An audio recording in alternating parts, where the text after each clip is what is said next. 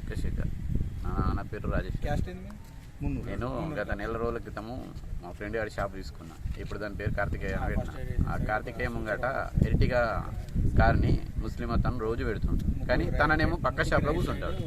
నేను రిక్వెస్ట్ తోటి నెల రోజుల నుంచి చెప్తాను, అన్న ఇక్కడ పెట్టకు ఇక్కడ పెట్టకు అని చెప్పేసి.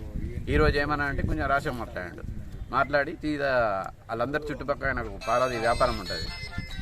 ఆ వ్యాపారంలో ఉన్న కొడుకులు వాళ్ళు వచ్చేసి మొత్తం నన్ను కొట్టుడు ఎడ్డంటాడు కొట్టిండ్రు, కట్టెలు రాళ్ళతో తీసుకొచ్చి కొట్టిండ్రు. ఇది నా పరిస్థితి.